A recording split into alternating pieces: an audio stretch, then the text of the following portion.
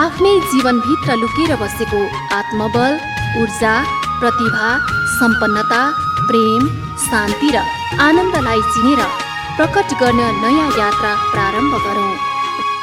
जीवन विज्ञान, जीवन विज्ञान। श्रीमद् भगवद गीताका श्लोकहरू हामी सुन्दै थियौँ, जहाँ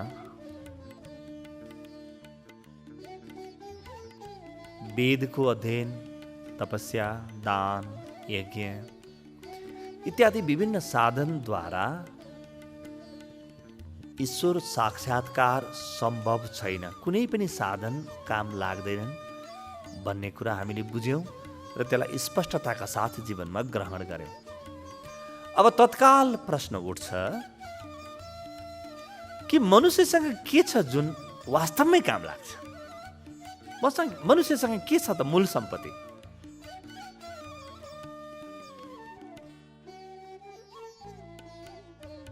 यसमा एउटा दुईटा कुरा पृष्ठभूमिमा पहिले बुझ्नुपर्छ, त्यसपछि मात्र यो प्रश्नको गहिराइमा हामी डुब्न सक्छौँ। पहिलो, सबैभन्दा पहिलो कुरा हामीले के बुझ्नुपर्छ भने पानी छ कि छैन यसको प्रमाण कहिले पनि चाहिँदैन। प्यास नै पानीको प्रमाण हो। गहिरोसँग प्यास लागेको व्यक्तिले पानी छ कि छैन होला, पानी भन्ने कुरा जन्मियो कि जन्मेन होला, H2O को फर्मुला लगाएर पानी कसरी बनाउने हो भन्ने चिन्ता गर्दैन।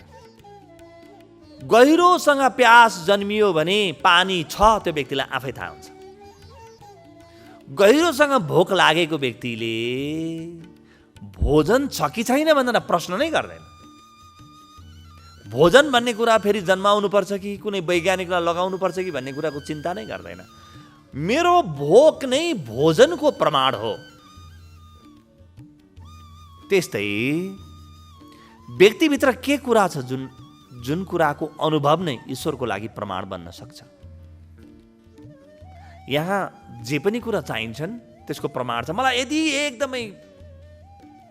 एकदमै खपि नसक्नु जाडो छ भने पक्का पनि घाम छन् यसको प्रमाण हो, होइन भने जाडो हुँदैन थियो। यहाँ समाधान नपठाइकन समस्या पठाइँदैन।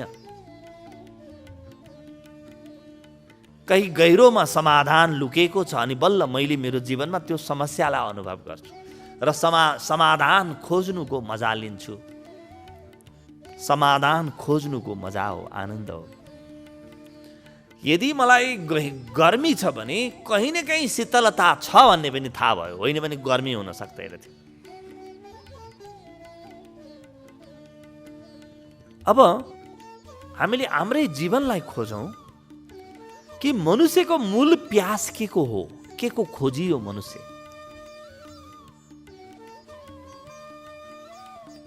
अब मनुष्यको मूल प्यास के हो, मनुष्यको मूल खोजी के हो भन्ने पत्ता लाउँदाखेरि त पत्ता लगाउने बाटोमा हिँड्यो भने एउटा कुरा के थाहा लाग्छ भने नि, बीचमा मैले जे आर्जन गरेँ तिनले मलाई कहिले पनि सन्तुष्टि दिएनन्, कसैलाई पनि दिँदैनन्। धनले, मानले, मर्यादाले, इज्जतले, प्रतिष्ठाले तात्कालिक सामाजिक सन्तुष्टि दिन्छन् तर आत्यन्तिक सन्तुष्टि दिँदैनन्। यो हामी सबैको जीवन प्रमाण छ। यसको अर्थ म जन्मिएपछि जे गरेँ त्यसले मलाई सन्तुष्टि दिँदो रहेनछ। यसको अर्थ के हो भने म जन्मिँदाखेरि के कुरा मैले साथमा ल्याएँ त्यो कुरालाई मैले खोजेँ भने त्यो चाहिँ मेरो मूल सम्पत्ति हो, मेरो मूल खोजी हो। एउटा बच्चाले आफूसँग लिएर आउने सबभन्दा ठुलो सम्पत्ति के हो? बच्चाले के कुरा खोज्दछ, के कुरा पायो भने बच्चा तृप्त हुन्छ र बिस्तारै बिस्तारै के कुरा दिन सक्यो भने तृप्त हुन्छ। हरेक व्यक्तिलाई हामीले हेरौँ, आफूलाई हेरौँ न, आफ्नो जीवनलाई हेरौँ। वास्तविक तृप्ति मैले कुन दिन अनुभव गर्न सकेको छु, वास्तविक सन्तुष्टि मलाई कहाँ छ? एउटा बच्चालाई भोजन पर्याप्त प्राप्त होस्, सुख सुविधा पनि होस्, लुगा पनि होस्, तर उसलाई प्रेम भएन भने त्यो बच्चा धेरै लामो टिक्न सक्दैन। हजारौं अनुसन्धानहरू, रिसर्चहरू भएका छन् कि बच्चा हुर्किने प्रेमले हो।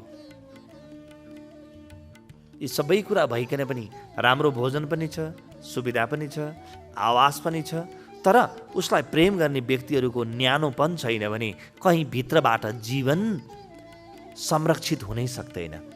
प्रेम न्यानोपन हो। अङ्ग्रेजीमा भन्ने भने लभ इज द वार्मथ। जीवनको न्यानोपन हो प्रेम। आमाले जुन दिन्छन् त्यो के हो? अलिकति याद गरौँ त। आमा भनेको के हो? न्यानोपन हो। बुवा भनेको के हो? न्यानोपन हो। मलाई माया गर्ने मान्छे भनेको के हो? न्यानोपन हो। त्यो कतै न्यानोपन, त्यो न्यानोपन नै जीवनको मूल सम्पत्ति हो र हरेक व्यक्तिले यही न्यानोपन खोजेको छ।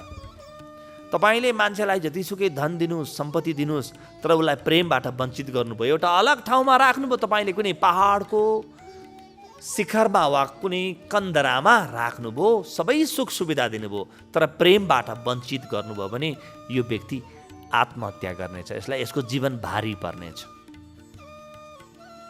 प्रेम बिना जीवन भारी छ। त जो व्यक्ति बाटोमा हिँड्दाखेरि हेरौँ त, को व्यक्ति एकदम हल्का फुल्का गरेर हिँडिरहेको छ, नाचे जस्तै। जो व्यक्तिको जीवनमा प्रेम छ, कहीँ प्रेम पायो, कहीँ प्रेम दिन पायो, लिन पायो, दिन पायो, हल्का फुल्का अनुभव गर्छ। हामी पनि आफूलाई हेरौँ त, कुन दिन बडो आनन्दित सुतेका थियौँ। जुन दिन हाम्रो जीवनमा कहीँ कसैले प्रेम गरेको अनुभूति भयो या आफूले प्रेम गर्न पायौँ।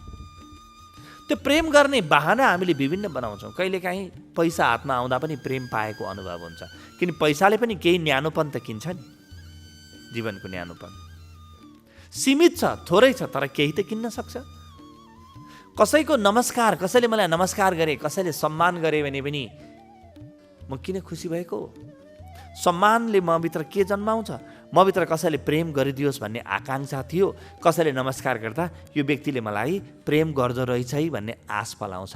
त्यो आशको लागि व्यक्ति मरिहत्ते गर्छ। हेर्नुहोस् त, इज्जत पाउनको लागि व्यक्तिले के गर्छ र आफ्नो इज्जत नगुमोस् त्यसको लागि व्यक्तिले कति उपाय गर्छ।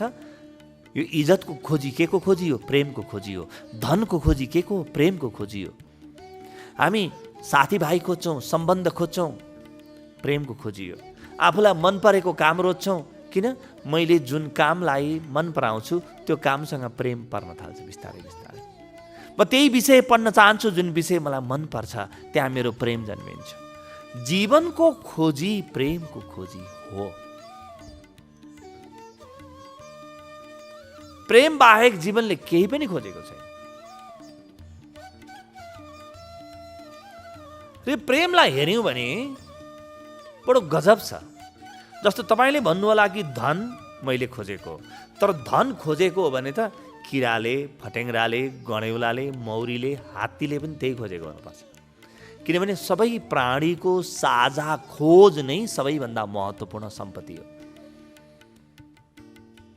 कुनै एउटा गणेउलाले धन खोजेको छैन, न कसैले नमस्कार गरिदियोस् भन्ने खोजेको छ। यो मान्छेको भूत मात्रै हो यो धन, नमस्कार, मान, पदवी, अलङ्कार, आभूषण इत्यादि। कुनै पनि अरू तपाईँले कुकुरलाई अत्यन्तै राम्रो फुलमाला लगाएर सिँगार दिनुभयो भने त्यो एकछिनमा फालिदिन्छ त्यसले। मान्छे मात्रै हो जो फुलमाला लगाएर बडो मक्ख पर्छ। कुकुरले पनि तिरस्कार गर्छ त्यो मालालाई। कुकुरमा पनि यति गहिरो बुद्धि छ कि मालामा केही पनि अर्थ छैन है, उसले बुद्ध छ। कुकुर त कुकुर, कुकुरको घरपालुवा कुकुरको त छोड्दै। जङ्गली स्याललाई समातेर तपाईँले लुगा लगाइदिनुहोस्, अत्यन्तै महँगो लुगा, संसारको सबैभन्दा महँगो आयातित लुगा लगाइदिनुहोस्, त्यो स्यालले तुरुन्तै फालिदिनेछ। हजारौँ जनाले बसेर स्याललाई नमस्कार गर्नुहोस्, स्यालले केही गर्दैन। तर पनि त्यो स्याललाई प्रेम दिन थाल्नुभयो भने भोलिपल्टदेखि तपाईँको घरमा आउनेछ त्यो स्याल। स्यालले प्रेम खोजेको हो। हरेक प्राणीले प्रेम खोजेको छ। हरेक प्राणीले प्रेम खोजेको छ। प्रेम बाहेक मनुष्यले खोजेको अरू केही कुरा छैन। मान्छेलाई भ्रम छ कि ब्याङ्क ब्यालेन्सबाट पनि प्रेम प्राप्त होला, मान मर्यादाबाट पनि प्रेम प्राप्त होला भन्ने भ्रम छ। धेरै धन किन कमाउन चाहन्छ? धेरै धन मसँग भयो भने हो यति धेरै धन हुने मान्छेले मलाई केही दिन सक्ला भनेर अरूले मलाई प्रेम गर्लान् कि भनेर प्रेमको गलत आकाङ्क्षा सुडो लभ हो धन। संसारका अरू सबै सम्पत्ति नक्कली हुन्, प्रेम धन सबभन्दा ठुलो धन हो। प्रेम धन भन्दा अर्को ठुलो धन केही पनि छैन। किनभने ईश्वरलाई किन्न सक्ने एकमात्र सिक्का यही हो। ईश्वर पनि नभनौँ, ईश्वर कुनै व्यक्ति होइन, ईश्वर त शक्ति हो, त्यो पनि नभनौँ। जीवनको सर्वाधिक बहुमूल्य कुरा किन्न सक्ने क्षमता मात्र प्रेममा छ, अरू केहीमा पनि छैन। त्यसकारणले प्रेम सबै प्राणीहरूमा साझा छ, सबै प्राणीहरूमा साझा छ। कसैलाई पनि आफ्नो बनाउनु पर्यो भने बस प्रेमले मात्रै आफ्नो बनाउन सक्छ, अरू केहीले पनि आफ्नो बनाउन सक्दैन। यो जुन प्रेम छ, यो प्रेम भित्रबाट नजन्मिकन कुनै पनि साधन काम लाग्दैन। मैले योग गरेँ, तपस्या गरेँ, ध्यान गरेँ, पूजा गरेँ, प्रार्थना गरेँ, व्रत गरेँ, उपवास गरेँ, तीर्थाटन गरेँ, वा मैले जेसुकै गरेँ, जुनसुकै नाम होस्, असली उद्देश्य के थियो? यी सारा क्रियाको पछाडि म भित्र रहेको प्रेम तत्त्व जागोस्, म आफूभित्र रहेको प्रेमको सम्पत्ति प्रति सजग हुन थालौँ, चिन्न थालौँ। यी सबैको उद्देश्य त्यही थियो। म पूजा गर्छु ताकि ईश्वरलाई प्रेम गर्न सकौँ, म दान गर्छु ताकि मान्छेलाई प्रेम गर्न सकौँ, म योग गर्छु ताकि मेरो शरीरलाई, मेरो स्वास्थ्यलाई प्रेम गर्न सकौँ, म अध्ययन गर्छु ताकि म ज्ञानलाई प्रेम गर्न सकौँ। अध्ययन गरेँ, योग गरेँ, ध्यान गरेँ, तर जीवनमा प्रेम जन्मिएन भने व्यक्ति अत्यन्तै रुखो भइरहन्छ, व्यक्ति अत्यन्तै सुखा अनुभव गर्छ। प्रेम बिनाको जीवन मरुभूमि हो। यो प्रेम आर्जन गर्नको लागि व्यक्तिले कति प्रयास गर्छ हेर्नुहोस् त। त्यसकारणले व्यक्तिको मूल खोज, व्यक्तिको मूल उद्देश्य प्रेम हो। मनुष्यको सबै प्राणीहरूको मूल उद्देश्य प्रेम हो। मूल उद्देश्य प्रेम भएको हुनाले जीवनको सबैभन्दा विराट तत्त्वलाई पनि प्रेमको माध्यमबाट मात्रै किन्न सकिन्छ। मीराबाईको वचन हामी बार बार दोहोऱ्याइरहेका छौँ नि, मीराबाईका प्यारा वचन। मैंने लिनो गोविन्द मोल माहिवे, मैंने लिनो गोविन्द मोल। मैले गोविन्दलाई किने, कसरी किने? मैंने लिनो प्रेम के मोल माहिवे, मैंने लिनो गोविन्द मोल। मैले त बस प्रेम दिएर गोविन्द लिएँ। त्यो एउटै मात्रै मूल सम्पत्ति छ, अरू सबै नक्कली सम्पत्ति हुन्, ध्यान दिनु होला। मेरो साधना, मेरो उपासना, मेरो आराधना, मेरा जप तप सबै नक्कली सम्पत्ति हुन्। यी चेक हैनन् के, चेकका फोटोकपी हुन्। उस्तै भए पनि, दुरुस्तै भए पनि त्यहाँबाट तपाईँलाई ब्याङ्कले नगद दिने छैन। मौलिक, नैसर्गिक र प्राकृतिक तत्त्व चाहिँ प्रेम हो। हरेक व्यक्तिले लिएर जन्मिन्छ। त्यो प्रेमलाई मैले जति जति बढाउँदै जान्छु आफूभित्र, है, आफूभित्र प्रेमलाई जति जति बढाउँदै जान्छु त्यति त्यति म केही विराट कुरा पाएको अनुभव गर्न थाल्छु। वास्तवमा प्रेम साधना होइन, प्रेम त साध्य हो, अरू सबै साधना हुन्। प्रेम त जीवनमा जन्मिने बित्तिकै म पुगिसकेँ भन्ने अनुभव हुन्छ। प्रेम जतिको तृप्ति अरू कहीँबाट पनि हुँदैन, किन प्रेम मूल हो। ठिकसँग भन्ने भने प्रेम ईश्वरको जगतबाट दिएको उपहार हो, अरू सबै मनुष्यले बनाएको। त्यसले मलाई एउटै कुरा दिएर पठाएको छ, त्यो हो प्रेम। अरू सबै त मैले कमाएको हो, मैले कमाएको त मेरो हो, प्रेम चाहिँ उसको हो। त्यसकारणले हृदयको प्रेम, हृदयको विस्तारित प्रेम बाहेक मनुष्यसँग ईश्वर साक्षात्कार गर्ने अरू कुनै उपाय नै छैन। संसारका हरेक वस्तु पनि प्रेमले पाउन सकिन्छ। संसारका उपलब्धि पनि प्रेमका उपलब्धिहरू हुन्। म ज्ञानसँग प्रेममा परेँ भने म ज्ञानी बन्छु, ध्यानसँग प्रेममा परेँ भने म ध्यानी बन्छु। म मेरो स्वास्थ्यसँग प्रेममा परेँ भने म स्वस्थ बन्छु। मैले जेलाई प्रेम गर्छु मेरो जीवनमा त्यही आउँछ। प्रेम सबैभन्दा ठुलो आकर्षण हो। त्यही भएर भगवान कृष्णको अर्थ हेरौँ त, कृष्ण शब्दको अर्थ हुन्छ आकर्षण, चुम्बक, प्रेम चुम्बक हो, परम चुम्बक हो, दि सुपर म्याग्नेट। भगवान कृष्ण शब्दको अर्थ हुन्छ प्रेम, कृष्ण शब्दको अर्थ हुन्छ प्रेम। त्यही प्रेम फैलाएर मैले आफूभित्रको कृष्णत्व वा आफूभित्रको ईश्वरलाई चिन्ने हो, त्यससँग म परिचित हुने हो, त्यससँग साक्षात्कार गर्ने हो मैले। अब यहाँ प्रश्न उठ्छ कि समर्पण या त्याग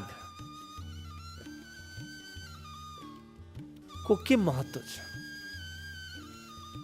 मैले केही समर्पित गर्नुपर्छ कि पर्दैन? यो ध्यान दिनु होला, प्रेम सबभन्दा ठुलो समर्पण हो। आफै समर्पण घटित हुन्छ प्रेममा।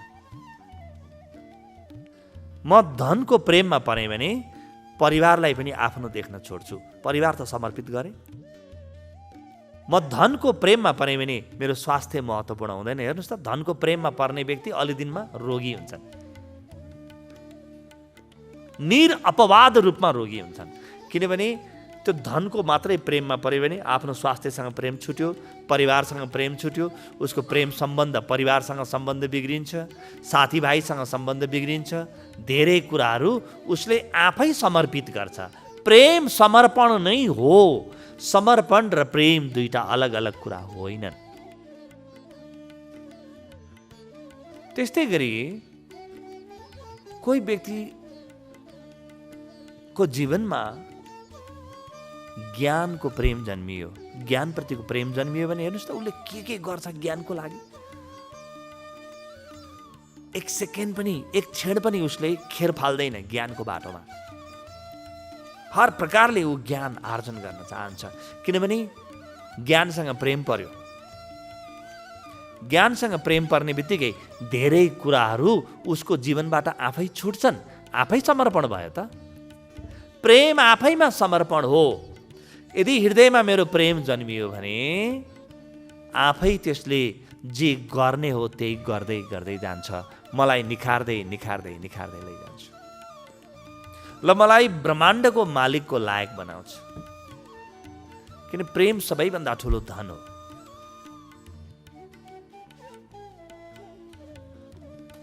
सानो सानो कुरासँग प्रेम पर्यो भने म त्यत्रै हुन्छु। अर्को पनि एउटा महत्त्वपूर्ण कुरा छ प्रेमको विषयमा, प्रेम नै मेरो परिचय हो। सुन्दा बडो अप्ठ्यारो लाग्ला, अर्थ नबुझिएला, तर यसलाई थोरै बुझौँ। प्रेम नै मेरो परिचय हो। यदि मलाई धनसँग प्रेम छ भने म मेरो परिचय दिँदाखेरि मेरो धनलाई जोडेर परिचय दिन्छु।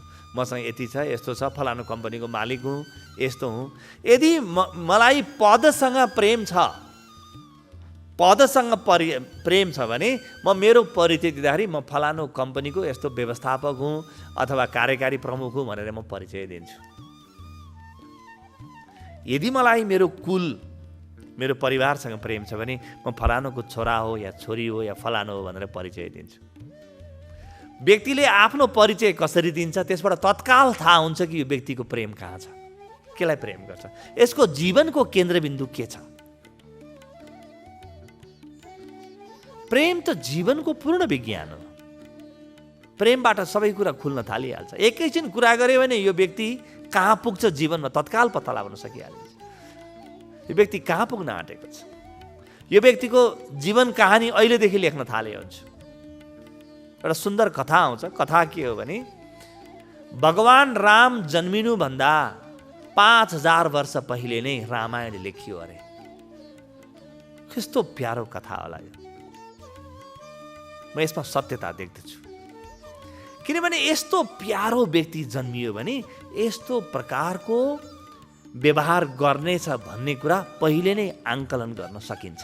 त्यसकारणले भगवान राम जन्मिनु पर्दैन रामायण लेखिनको लागि।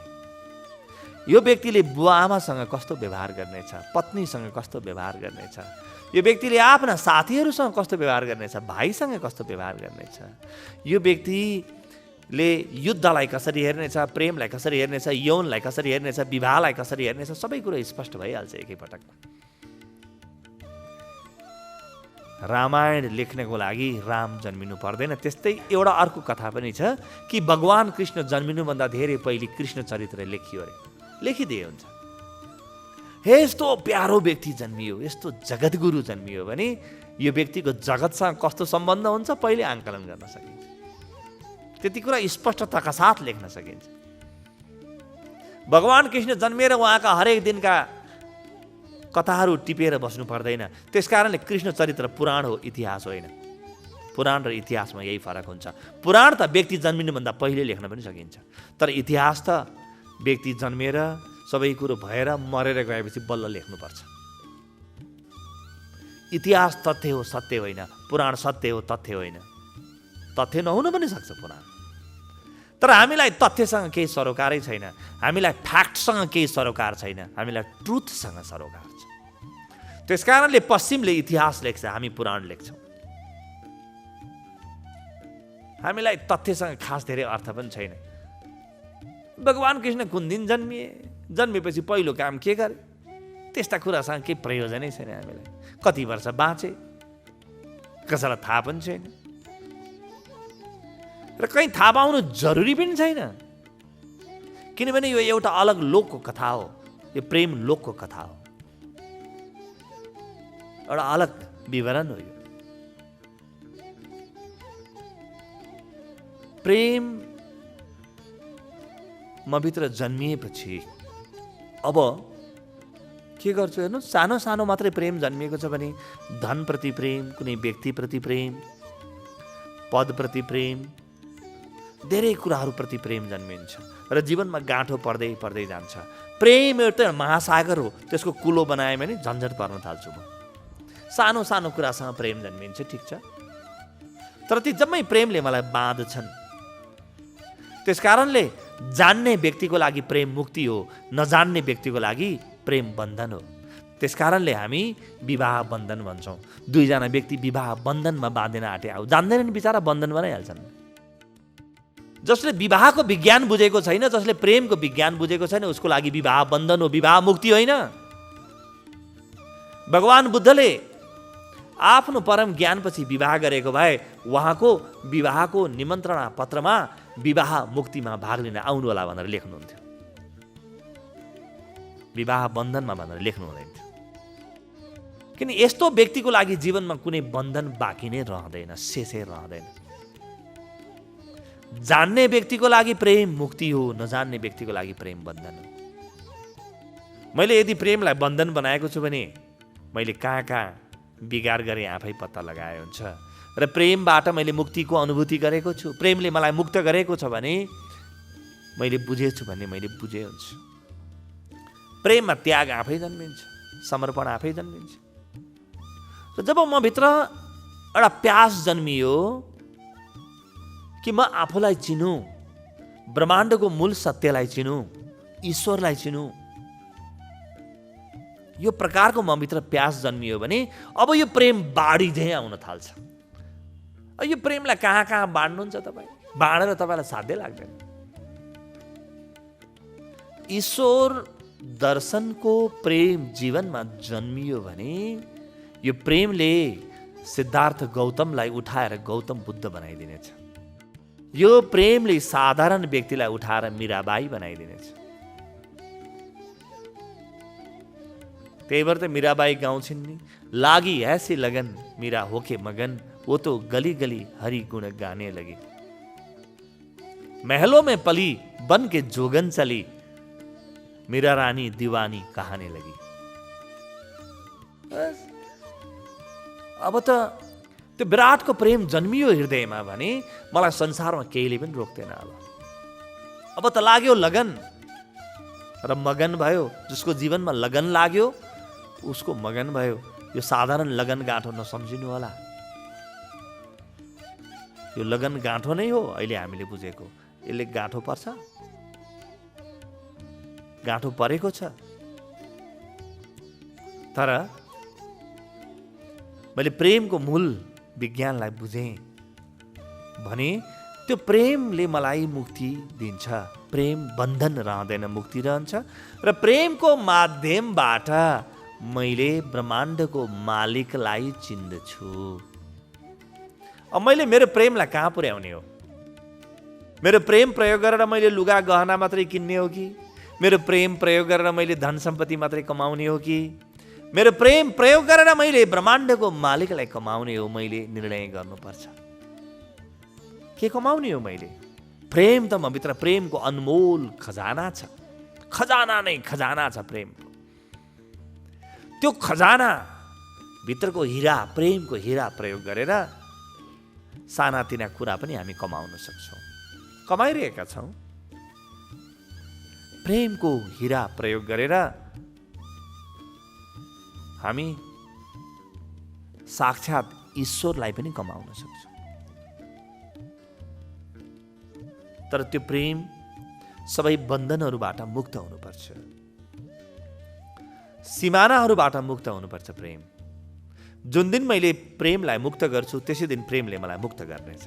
त्यसकारणले यहाँ अरू कुनै मुक्ति छैनन्, अरू कुनै मोक्ष छैनन्। म भित्रको प्रेमलाई मैले मुक्ति दिएँ भने प्रेमले मलाई मुक्ति दिनेछ। यो दोहोरो हो। मैले प्रेमलाई मुक्त गर्छु, प्रेमले मलाई मुक्त गर्नेछ। मैले म भित्रको प्रेमलाई बाँधेँ, केही व्यक्तिसँग मात्र लगेर जोडेँ, केही धन केही सम्पत्तिसँग मात्र लगेर जोडेँ, केही सिमानासँग लगेर मैले जोडेँ भने मेरो प्रेम बन्धन बन्छ। सिमानामा लगेर सीमित भएको प्रेम बन्धन हो। जब सिमाना टुट्छ असीम बन्दछ। ससीम प्रेम बन्धन हो, असीम प्रेम मुक्ति हो। यो ममा भर पर्छ। र जुन दिन ईश्वर प्रेम जन्मिन्छ त्यस दिन समर्पण आफै घटित हुन्छ, केही पनि गर्नु पर्दैन।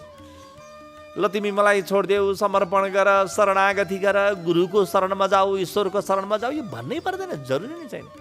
प्रेमले समर्पण बाहेक केही जान्दैन। यसै पनि हेरौँ, जोसँग प्रेम छ उसलाई आफ्नो सबै कुरा दिन हामी तयार हुन्छौँ। जोसँग मेरो हृदय राजी छ उसलाई म सबै कुरा दिन सक्छु। के बाँकी रहन्छ भन्नुहोस् त? जोसँग मेरो हृदय राजी भयो उसको लागि म सबै लुटिन तयार छु, म मेटिन तयार छु। प्रेममा त्याग आफै आउँछ, प्रेममा समर्पण आफै आउँछ। र त्यो त्याग, त्यो समर्पण कसैले जबरजस्ती गराएको होइन। प्रेममा दान आफै जन्मिन्छ। एउटी आमाले बच्चालाई प्रेमको दान गरेको गरे हुन्छन्। गर भन्नै पर्दैन, गर भन्नै पर्दैन। त्यसकारणले प्रेममा नियम हुँदैन, प्रेम आफैमा नियम हो। किनभने प्रेम सबै नियमभन्दा माथि छ, सबै नियमभन्दा माथि छ प्रेम। प्रेमको आफ्नो अलग शास्त्र हुन्छ, जुन शास्त्र साधारण व्यक्तिलाई थाहा हुँदैन। त्यही भएर हामी फल इन लभ भन्छौँ, राइज इन लभ भन्दैन। प्रेममा खस्यो रे व्यक्ति भन्छौँ। कहाँ खस्छ प्रेममा? प्रेमबाट व्यक्ति उठ्छ, आकाश छुन थाल्छ प्रेम। राइज इन लभ भन्ने शब्द लेख्नुपर्छ हामीले। अब त्यो थोत्रा शब्दहरू फालिदिनुपर्छ। फल इन लभ भन्ने शब्दलाई फालिदिनुपर्छ। I have started rising in love. प्रेममा माथि उठ्न थालेँ र प्रेममा माथि उठ्दै गएँ भने त ब्रह्माण्डको मालिकसँग पनि प्रेम गर्न सक्ने रहेछ। हेर्नुहोस् त, यहाँ पुग्नु छ र यो कुनै सिद्धान्त होइन, यो आदर्श होइन, यो अहिलेको यथार्थ हो। अहिले मैले चाहेँ भने मेरो प्रेम खर्च गरेर मैले के किन्न सक्छु, कहाँ पुग्न सक्छु?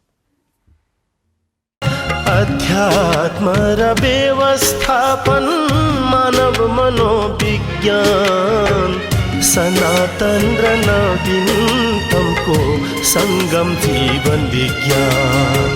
सनातन र नवीनतमको संगम जीवन विज्ञान।